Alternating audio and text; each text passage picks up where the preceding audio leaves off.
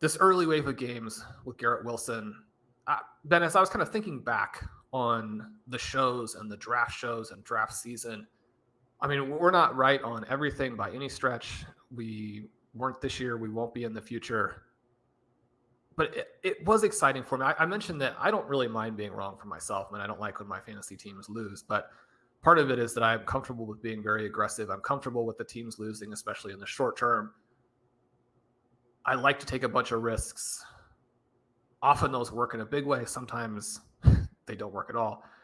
But when we recommend things and they don't work for the listeners, then it is hard because we want the people who are stealing bananas fans to do well. And so from that perspective, it makes us feel good when we're right for the listeners. It does worry us and bother us when we're wrong. Thinking back to those draft shows and taking Garrett Wilson basically every show and trying to explain how we didn't understand his ADP. It seemed to be the most broken ADP just in the entire constellation. I mean, just in all of drafts, to have someone who was the number 10 overall pick, an elite prospect, to watch what happened with rookie wide receivers in the last several years and to see him sitting where he was sitting in drafts. And this is one of the things that we talk about a lot, where you want to structure your drafts so that you have asymmetrical upside. And one of those things is to mildly sell some of the environmental things because those are already priced in. But if the Jets end up being a little better than expected, and we don't know that that's going to be the case. I mean, this could be a situation where Zach Wilson does come in and take this offense down with him, at least to an extent, at some point during the season.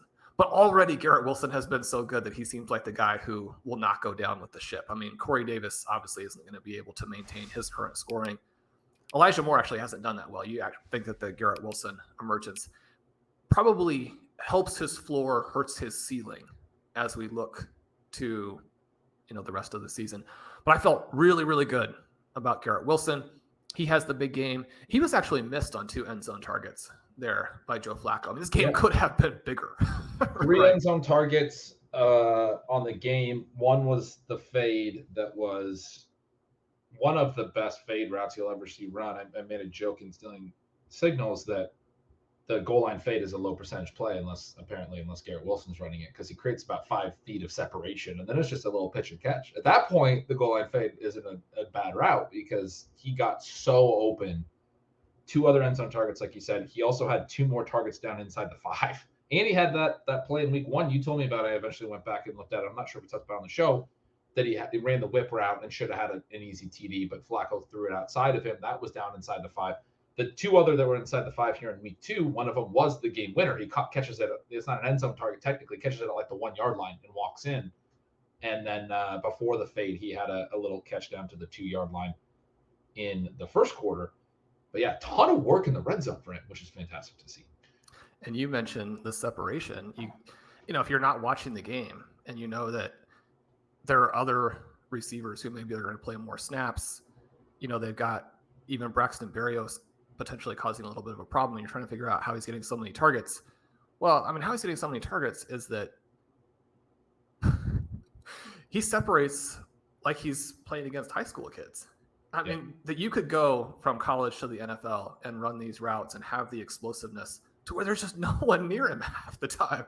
I mean, you're going to get targets when you're wide open. So to the extent of how fluky is this Garrett Wilson thing, which I'm getting from some places, it's not. He's really good. Like, if you turn on the game and watch him, it's what you just said. He's getting wide open. It's not just that fade that I talked about. It's the play you told me about from week 1, the little whip route near the goal line where he was wide. I mean, it's an in-breaking route, and then he spin back to the outside, and he gets the guy moving so far in that when he's coming out of his route, he's there. And Flacco just kind of throws it before he even comes out of his break and throws it wide, and he doesn't have time to get there. And if he's just a little bit more patient with the throw or just puts it on target, I mean, Wilson walks in. It's a very easy touchdown. And like you said, he's doing this on every route. And so, it doesn't mean he's going to score 30 points every single week, but when a player shows this skill set immediately at the NFL level in his second game, you buy into it. Yeah, and Joe Flacco throws a lot of super inaccurate passes, a lot of passes where you're trying to figure out, I mean, occasionally just even who the person targeted was on that particular play. but he still has a big arm. He's willing to throw it down the field. So you get plays like the broken coverage where Corey Davis goes for the long touchdown. You're going to get some huge performances from Elijah Moore. I mean, one of the things with Garrett Wilson and like how fluky this is that there are other guys out there.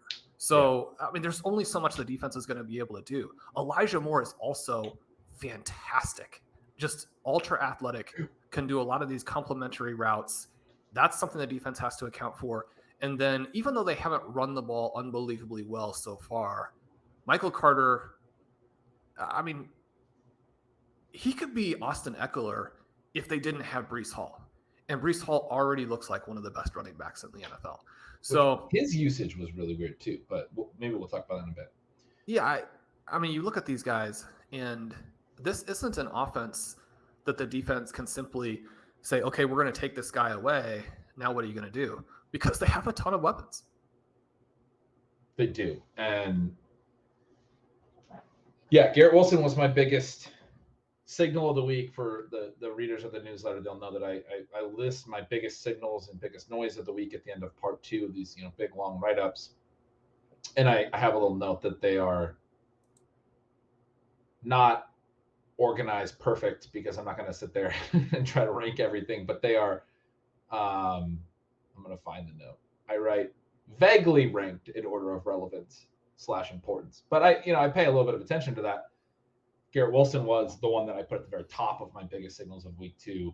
Corey Davis was one of the biggest noises of week 2. He had the long touchdown, but he only got 3 other targets. I wrote he'll have his moments, but Wilson's ascension in the presence of Elijah Moore, it kind of renders Corey Davis obsolete. And there's some positive notes on Tyler Conklin's usage. I mean, I just think when we look 2 months down the road, it's going to be Garrett Wilson and Elijah Moore doing what we talked about in the preseason. This is like T. Higgins and Jamar Chase. Not exactly like it. They don't have Joe Burrow at quarterback. Garrett Wilson, not quite the prospect of Jamar Chase, but that's what we kept saying. Why is Garrett Wilson going where he's going? Because it's not a bad thing that Elijah Moore is good, just like it wasn't for Jamar. And what we're seeing now, that the rookie can come in and actually be the better of the two. He was the higher pedigree prospect. He was a top 10 pick. Elijah Moore was a second-round pick, had a great rookie year. But again, we'll never understand Garrett Wilson's 2022 redraft ADP. I'm just glad that we emphasized on basically every draft that we did that we were going to take him anywhere we absolutely. I mean, we were just talking about some of our teams before the show, and you mentioned it's greedy at this point because we have so much Garrett Wilson, but it's disappointing a little bit that there were spots where we would have taken him, but there was one that we talked about. We got Sky Moore in the 10th round. He often went in the 7th or the 8th. And so in one draft, we're like, okay, we're going to take, we were taking Sky Moore higher, mostly based on ADP. We never had to make that decision. In this draft, Sky Moore falls. We take Sky Moore, and then Garrett Wilson doesn't make it back to us in 11. We don't have Garrett Wilson on that team as a result of Sky Moore falling. But we would have taken Garrett Wilson in the 10th round there because we took him in the 10th round. And so we started taking him in the 11th and 12th because that's where he was going. We were able to. So, yeah. I mean, you end up, again, it's a thing of like how far ahead of ADP do you want to be on somebody who you feel very strongly is going to smash anything in that entire range. The flip side is that if that person goes down, then you have holes in your roster, which is what we have at the QB position in some of these deals. But before we move off of Wilson here too, I want to mention again this idea of selecting talent and believing that talent is going to drive volume instead of the other way around, that Davis and Berrios were not the issues that it seemed like they could potentially be. And we have plays like this all throughout the double-digit rounds, and some of the plays haven't hit, and some of the plays where there were situations where people are saying, okay, well, yeah, we understand why you like the talent there, but there are some things within the context of this offense where we think the offense is going to limit the players. And you think about some of those guys in the early going, like Albert O and Noah Fant.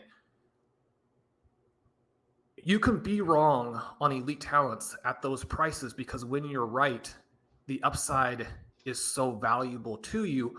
Also, as the season progresses, you still have the chance to be right because the talent is there. Whereas when the team realizes they've made a mistake and they go away from this very specific way of running the offense, then the plays that required that type of offense, those are all dead, right? So again, you're not going to hit on all of these, but I strongly believe that way of thinking about predictions, or I should say, that way of thinking about projections, that way of thinking about talent, and that way of thinking about roster construction is incredibly important to building these super teams. I mean, we're not going to just sit here and pound our chest all show, but we talk about that. Big shot. That's what we try to we try to tell people all draft season. I mean, we did our best, right? I feel very comfortable with what we put out there in terms of those points. I think they have shown, like you said, to be very valid through these first couple of weeks. It's been so exciting to see. You go back to last year, and one of the big talking points we had was how you had, and I loved it, and I emphasized it, and we talked about it on several other shows, was how at so many of these points in the draft, people are taking running backs instead of receivers. And your point was, just look at who the players are. Like, don't think about it in a fantasy football context, but who's the better player? And a lot of times it's like, okay, well, we're drafting a Mike Davis last year type running back over a potential superstar receiver like a Jamar Chase. Those guys are both going in the 5th round last year. It's like, who do I think is the better football player, right? And so that was the way we talked about it in 2021 a little bit. We obviously hit on these concepts a ton here in 2022, but it's the same idea that, and it's not to knock all running backs, but at a lot of spots, you're talking about receivers that look like they are just incredible football players and can do things like what Garrett Wilson is showing he's capable of doing. And people, are so worried about filling out their roster and this and that and getting balance in draft season. And we try to talk about it in draft season. It's really hard. I mean, I still look back and I go, I made too many running back picks. Basically, I mean, that's what it comes down to. You made too many running back picks because there are receivers that are disappointing. That's what I was saying. You want to be redundant at receiver. There are some that are not doing what we hoped, that don't look great. Having Garrett Wilson and having, the 8 receivers or whatever, and being able to now, like, we're only 2 weeks in, but Garrett Wilson looks like a clear starter on some of these teams over some guys that maybe we took in the 4th round. I'm not really thinking of anyone very clear in my head that I could point to that we were drafting that we want to bench from that range. Some of them are hurt though, like Jared Judy went down. And you just get the little things. Gabe Davis this week pops up on the injury report. It was really nice to not have to wait till Monday to make that decision in the spots that I did. I had one league where I didn't have anyone to cut, and I ended up with Gabe Davis in my lineup. I was like, I got to just gamble on this because I don't have any other. I wasn't deep enough at receiver in that league. It's actually the Scott Fish Bowl, and I was just like, I don't have the depth here, and it's a really deep format where I can't really pick up anybody that I could even use on Monday as a spot start. So I just left him in the lineup. I'm sure there are people who didn't draft enough depth that had similar decisions. A lot of the other leagues, it was like, well, we either had Devonta Smith or Traylon Burks or guys like that as options on Monday, or it was, I know in one league it was with someone else, not with you, Sean. It was, well, we'll just put in Darnell Mooney instead. And that didn't go well. But like, the point is you have, whatever it was, a 6th round receiver that you can just slot in when Gabe Davis isn't certain. So you maximize this upside throughout. And like I said, I mean, there's a lot of guys. Mooney's a great example of a guy who isn't doing what we hoped for. And anywhere I have Mooney and Garrett Wilson together, I don't have a lot of Mooney. I'm not sure if I even have the situation, but it's very easy after 2 weeks to be like, oh, well, Garrett Wilson's now my 6th round pick. He's the guy that I'm going to start every week. So it's that, anyway, as you were saying, but it's very cool to see, as our buddy Pete Overzet tweeted this week, that in the big Best Ball Mania over on Underdog, in the main event on FFPC, the number 1 team in both formats right now is a 0RB team, which you would sort of expect. We talked about how this was a year where there's a lot of 27-year-old running backs or older running backs in those first couple of rounds.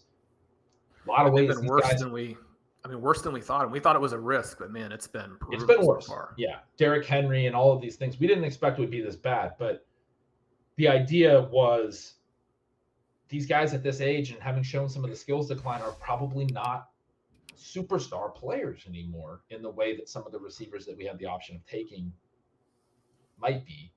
And I mean, it's just, anyway, it's only been 2 weeks. Again, I don't want to do too many victory laps or jumping around, but at the same time, like, there's an element for our listeners. This is not for people who don't play our way. There's an element for our listeners where I want to reinforce these points that we were trying to talk about and say, this is what we meant now that we have some data to explain it better.